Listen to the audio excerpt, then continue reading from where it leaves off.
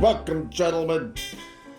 Chips are on the table and guns are in the safe. Now, we got a lovely night of poker ahead of us full of smoking and bourbon. So let's get started. Take a seat, Mr. Farnham. Let me introduce you.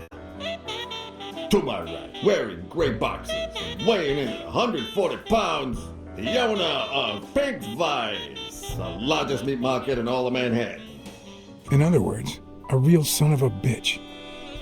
No offense to the women he exploits. Our reigning champion, Oswald Quiz. A title I aim to keep, provided our new contender here doesn't interfere.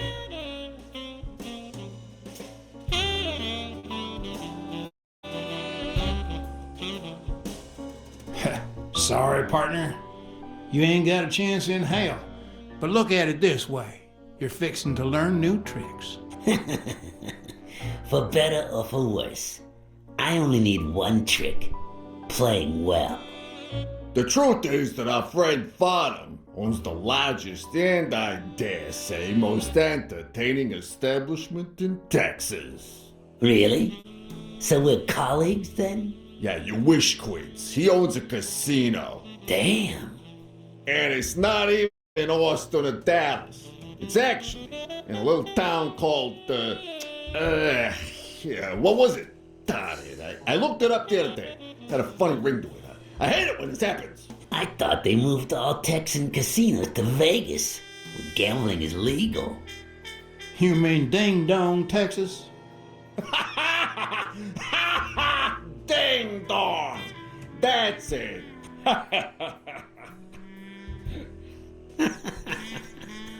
Who'd ever think of a name like that? Well, casino or no casino, let's just hope he doesn't keep as many aces up his sleeve as the late Ventimiglia, huh? Amen. To my left, wearing brown boxers and weighing in at 396 pounds, Frank, show some respect, huh? the hospitality tycoon, Polly, no. Tycoon.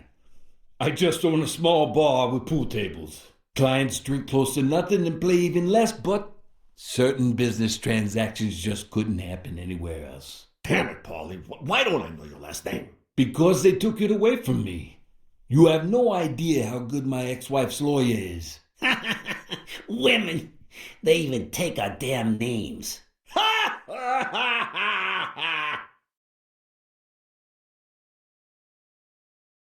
Like they have a choice. Don't be a sourpuss, Farnham. When you're done sightseeing, why don't you drop by La Iguana for a game of pool, and I'll buy you a drink. But I have to warn you, my clientele isn't crazy about furry fellas such as yourself.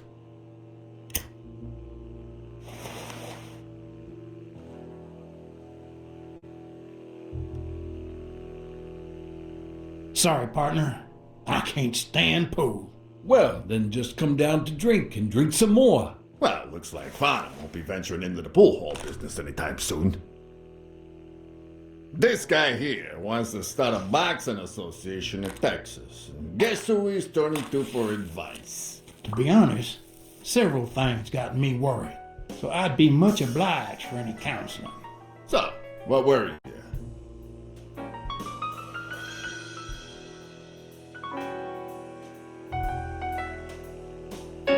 Having to compete with illegal gamblers like that old Leary fella. Huh? One would almost think that you live in New York, my friend. That son of a bitch killed one of my men and left the poor bastard on my damn porch. But he's a goner now. Ever since the sport got put on TV, people want a fair game, honest boxes, and no shady business. You can't break the law anymore like before. Nowadays, they gotta bribe those big network executives to negotiate for broadcasting rights. Billy, bring out the bourbon. We're drying up here. I'll deal with a fresh deck, of course. We respect traditions in this establishment. Poker is as boring as it is simple. All you need to do is read people's faces. And even the worst detective has that trick up his sleeve.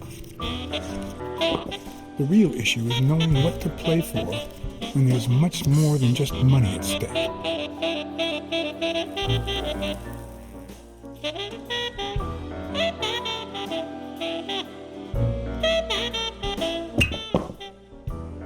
Damn it! What again?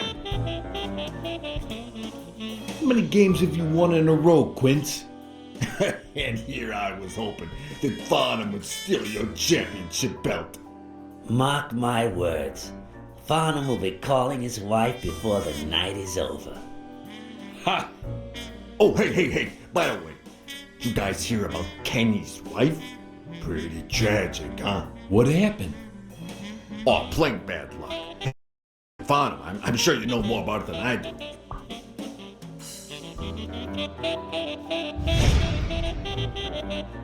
Anyway, Kenny, thanks for fixing the game with Cassidy.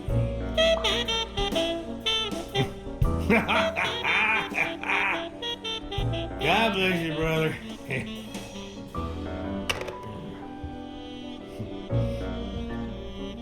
The craziest goddamn Texan in New York. And the poor fella's already got enough on his hands now that his wife. How do you know that funny Texan? He's an old pal. Moved to the East Coast years ago. You know, he's the reason I'm here in New York. I'm fixing to get into the boxing business, and he suggested I talk to a friend of his. Oh, right. Where were we? Same difference. Another drink?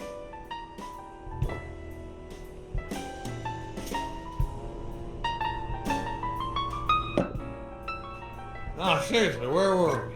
All right. We was fixing to have another drink.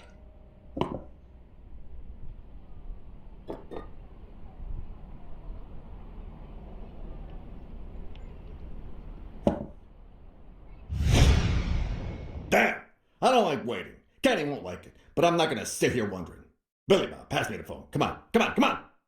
Sometimes you get the feeling that it's all gone wrong, that you've made a terrible mistake.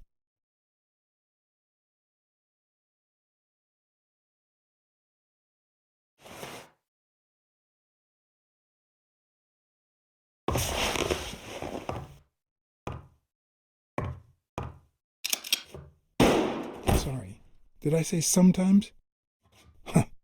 No, that only happens once in a lifetime.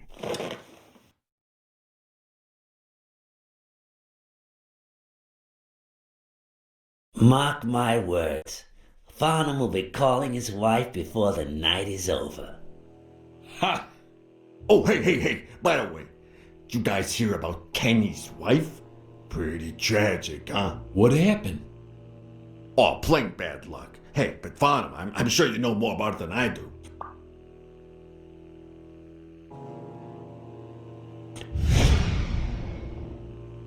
Anyway, Kenny, we're in the game with Cassidy.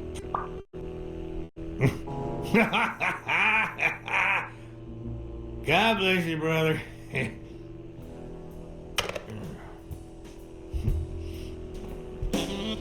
Craziest goddamn Texan in New York. And the poor fella's already got enough on his hands now that his wife.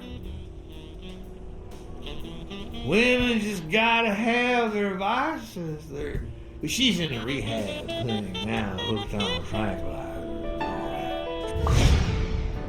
That's it, tranquilize. Don't tell me women don't have their vices, too. Bring out the bourbon, Billy Bob. Come on. Give me the bourbon. Maybe I spoke too soon when I said that poker is easy for a good detective. Even when you play to lose, it's best to win the occasional hand to avoid suspicion.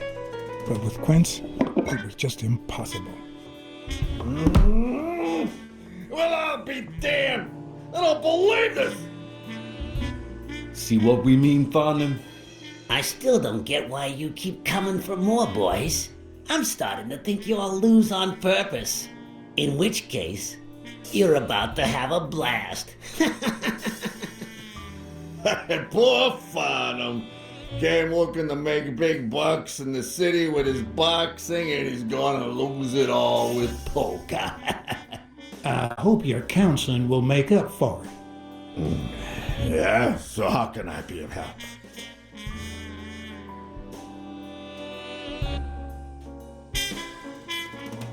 homicidal boxers like Bobby Yale. Ha! That's some piece of news, huh? Hey, I don't know if he did it, but the real problem is that the fight against my champ Stone might not even frickin' happen. The good news is that I've almost convinced the government to let him out of prison on the day of the fight. Under police escort, that is. I bet you the audience gets a kick out of that.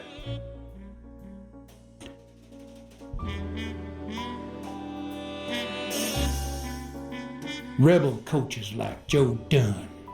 Oh, I see you done your homework. That bastard wouldn't accept the most basic rules. For example, banning boxers from official competitions when the managers don't belong to my association. Hey, don't get me wrong, I'm sorry for his death. But if they ever find the murderer, I'd be glad to pay his lawyer fees. Come on, let's steal another hand before Quince accuses us of trying to break his winning streak. Ain't gonna happen. Gentlemen, I suggest you never tell your sons about this game unless you want to lose their respect. Wait, you mean our sons actually respect us? I hear you. There's no way to set boys straight these days. They don't even respond to a good old beating.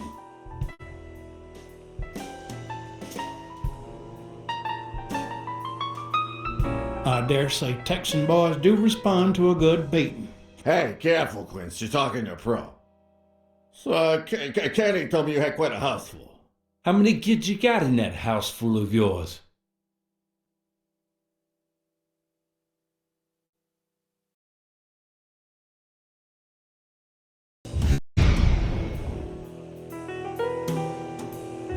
No, that son of a bitch was about to choke on his own vomit.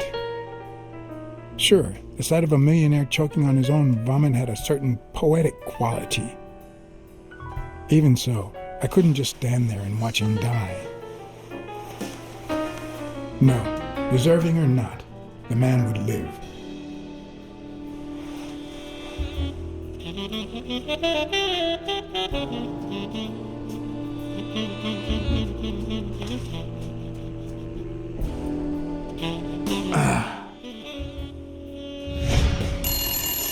Six, well, that's something. I don't know how you deal with all of that. All boys? Does it have to be now? Oh, never let Quince near one of your daughters. Come on, Folly. Children are sacred. I won't lay a Cassidy. finger on them until they're 12. After that, well, let's just say some men have needs that can only be met by a young girl that age, if you know what I mean. Are you all right, Fano?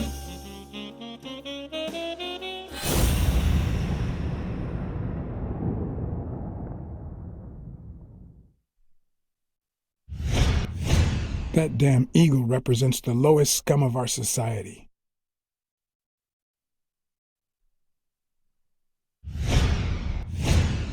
There goes your winning streak, you sick bastard.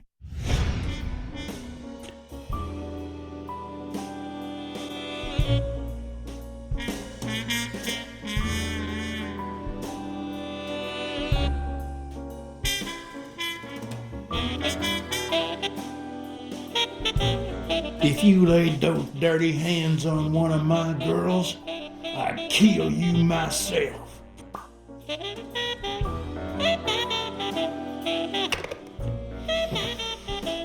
Now, what if that lovely 12-year-old girl was your sweet little niece, or my cousin Mike's niece? And what if she disappeared a while back? And what if she'd been taken to work uptown? In a brothel, huh? What do you think about that? I don't know what you're talking about, Frank.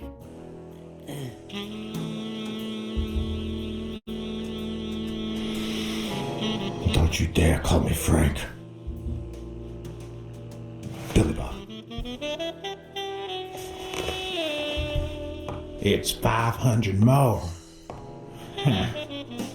For washing up. is a deal.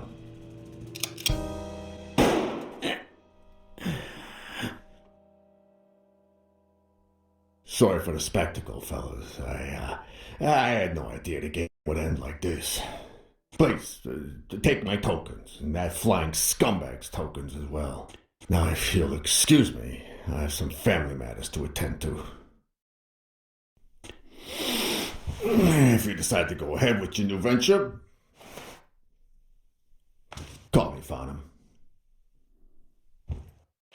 Your behavior at last night's game was utterly insulting.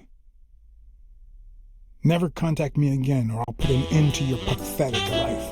If our common acquaintance should ask you about your business endeavors, tell him that boxing is too violent for you.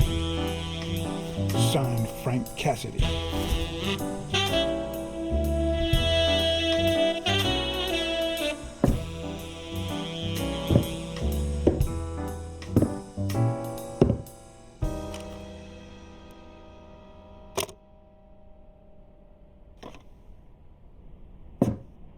My own tracks would be covered the following morning when Cassidy read this note from Farnham. Dear Mr. Cassidy, although I'm grateful for your kind help, last night's game made me realize that boxing is just too violent for a peaceful Texan like myself. I have decided to invest elsewhere. Yours sincerely, Howard M. Farnham II. Damn Texans.